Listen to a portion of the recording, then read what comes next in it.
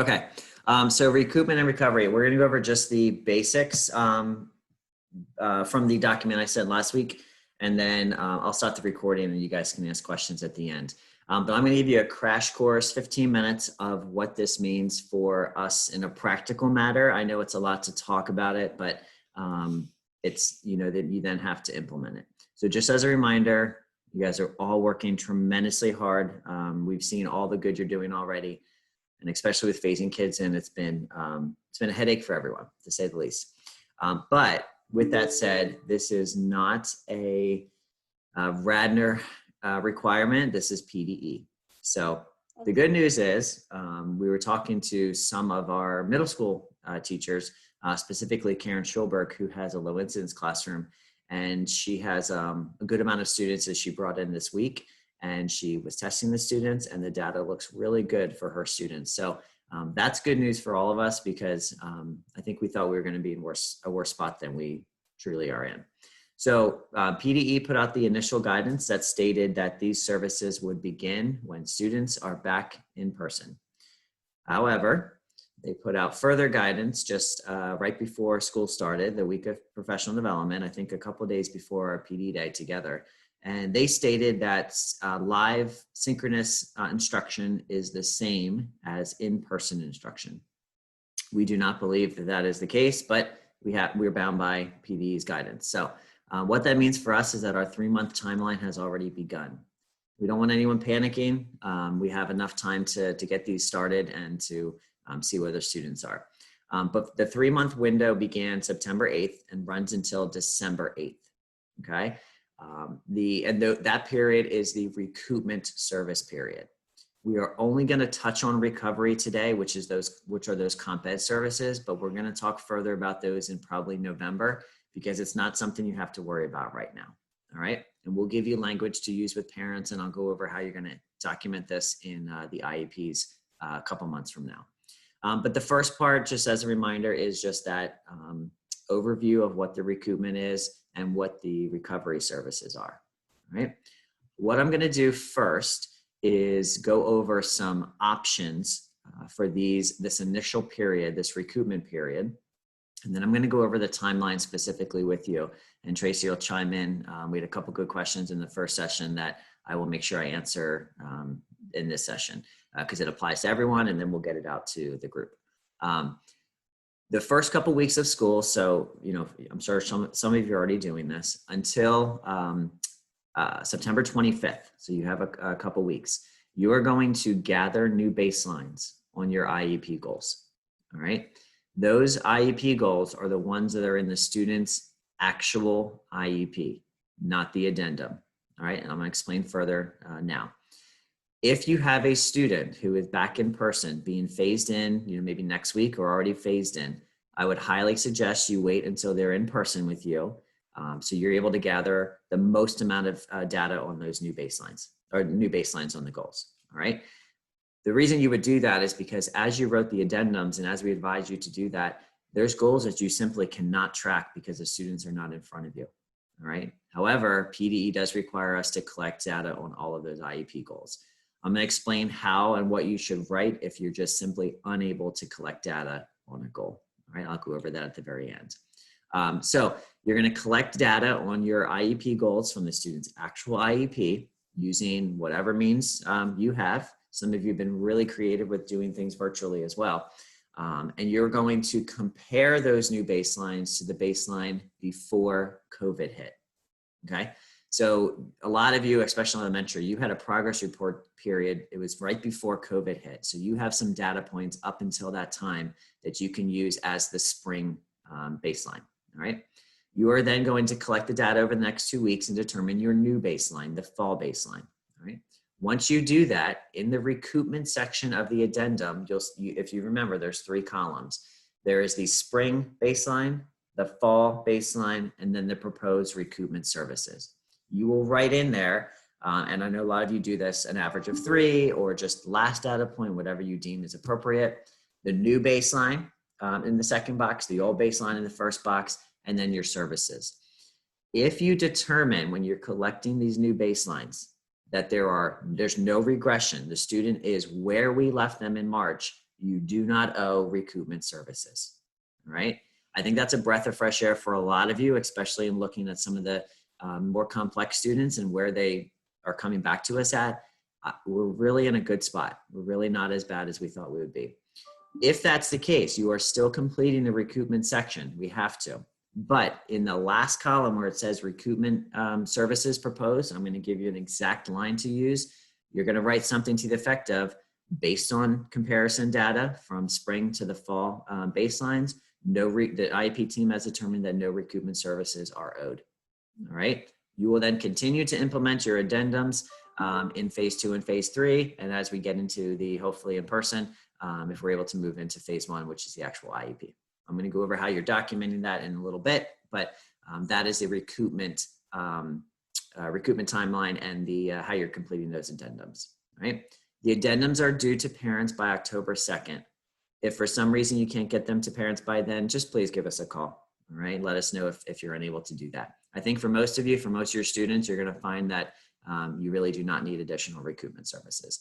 I think the ones that you're definitely going to need them for are your group 2 students. Those are students who are more complex, and probably some of your group 3 students, which you've already kind of looked at those students' needs and services, and you've determined that they're going to be full day, every day for services, and that's one of the options here.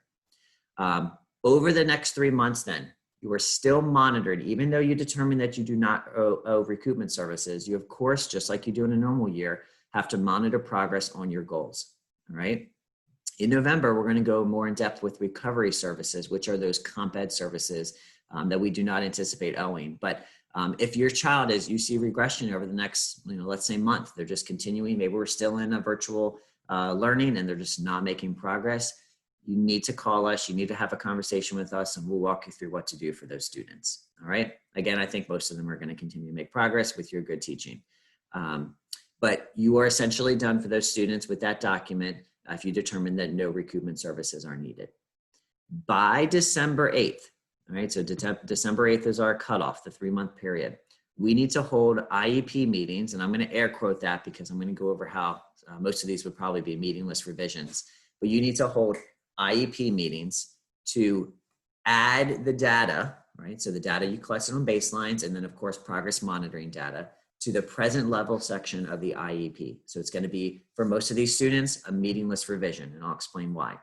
You're going to update the actual IEP with that data. I was in a meeting with a teacher yesterday, Lindsay, and we were going over, that old data and how we're collecting new data. You will then have, for all of your students, updated baselines and present levels. If you at that point want to change a goal or revise something, you may certainly do that. But at that point, you need to determine if the comp ed services are owed. And comp ed services, and Tracy and I have talked a lot about this with Jenny, how it's written is that we, according to BDE, did not provide FAPE for these students and therefore owe something else. We believe we provided FAPE for our students. So we do not feel that we're going to be in a position to offer anything past December 8th for the majority of our kids, all right? But by December 8th, you're going to update those IEPs and add that data. I got a question from one of you, and it's a really good question, and I talked to Jenny about it, and we are good with this. You will not need to hold actual IEP meetings for the students that you need the entire team for, an LEA, a teacher, all of that. If you determine no recoupment services were needed, the student made progress for the last 3 months up until December 8th, you can simply do a meetingless revision, document it in the IEP, and then we will NOREP it. And the NOREP will basically state, team collected data, no additional services are needed, all right? You do not need a full IEP meeting. For students that you believe you may owe more services to, you're gonna have to hold an IEP meeting. That is gonna be such a small population, all right? Maybe a few students, if any, on your caseload.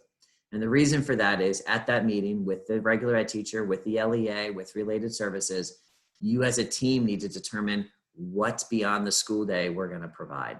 And that's those comp ed services. Perhaps it's tutoring, right? Outside tutoring, or a club that we put together, a tutoring club. Maybe it's more related services.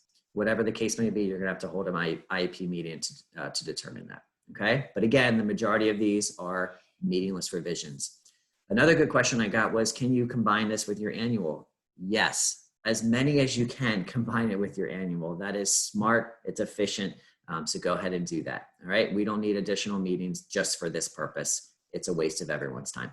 All right. So definitely combine it. And I've said to you before, if you're in like a 3-week period, 4-week period, you could certainly make it an annual. You can push it up. All right. As long as you have data to state that the child's making progress.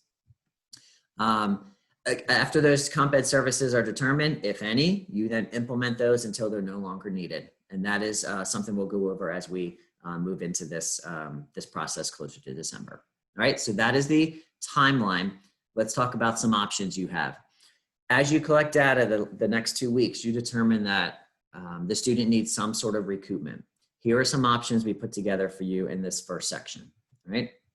For elementary, additional I&E blocks. I know that you're stretched in already with I&E blocks, but if a child doesn't have them filled, perhaps you want to fill them. Secondary, you may use things like ASC or advisory.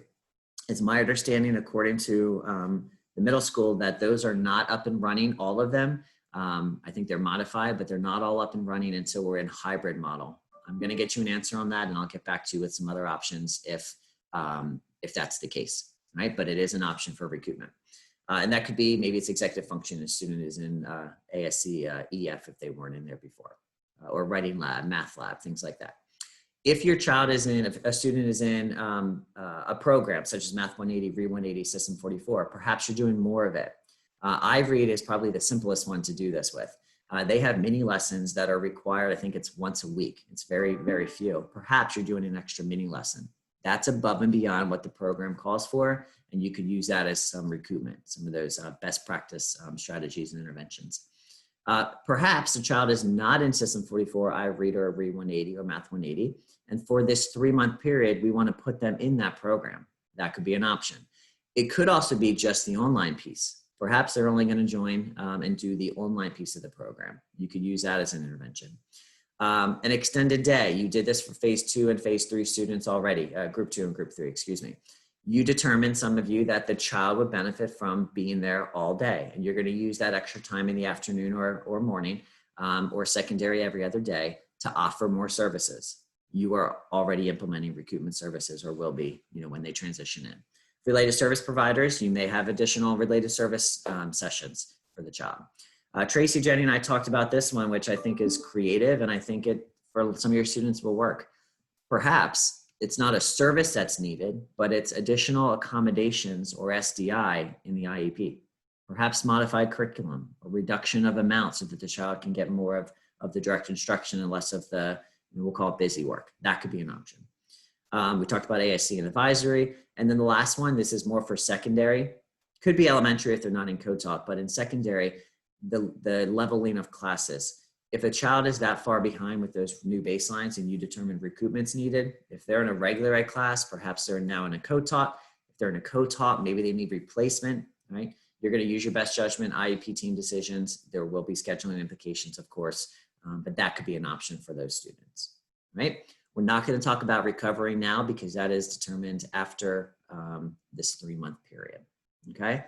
The last question we got this morning, and I'll stop recording it, we can ask questions, is if you had an IEP or you updated an IEP right before COVID hit, and we're talking how we write these IEPs, like that 2-week period to determine a baseline. It really can't be beyond that. But if you had a new goal added or it's a new IEP and you were not able to gather baseline data, right, for an initial baseline, right? So think way back to March. What you're going to do is collect essentially an initial baseline in the fall, but you will not determine, and you're going to write this in there, that recoupment services are needed. There's no way recoupment services could be needed if we weren't unable to compare it to previous data. What you will need to do, though, is collect the new baseline, the initial baseline essentially, and track it for these 3 months very closely. All right, because what we don't want to be stuck in is a position in December, December 8th when this is due, and the child did not make progress over the last 3 months. And now we're talking about either recovery if we decide to go that route, or even recoupment services, comp ed services. All right, because now we're in a position where we are in school, we're allowed to open, we're offering full FAPE, you have your addendums, we need to make sure that they're making progress on their goals. The last question I got was, regarding observational goals. So if you did not include a goal in the addendum because you're unable to track it, right? A lot of these emotional goals where you have to observe the child, they have to use a strategy, apply the strategy, you observe them using the strategy.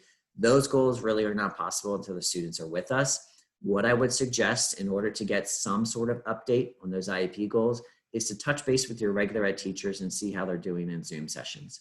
Are they participating? Are they behaving? Is their camera on? Are they turning work in? Things like that. You may not have an opportunity to see if they're using a coping strategy, but you can gather some feedback and write up a little summary of the teacher's feedback. You also could wait a little bit to see if we're back in a hybrid model. Remember, you have 3 months to do this, all right? You do need time though to implement recoupment services if needed. So perhaps you're waiting for some of the goals until the students are in front of you and then you're gathering the new baselines, the updated baselines, all right? So I'm gonna stop recording. Remember the last section of the recoupment document is due, this is the main piece, is due to the parents by October 2nd, all right? We will help you with wording. We will draft an email for you. When you do your IEP updates, you're simply gonna copy this and we'll get into that in November. But we will send you an email template for you to use when you're sending these addendums with the recoupment filled out. Because we wanna limit the questions you're getting. You're gonna get a lot of parents asking why my child isn't getting these. And we wanna make sure you have the answer, Tracy's on here, in a legally defensible way, right? So that we can defend it if a parent challenges us. All right, so I'm gonna stop the recording.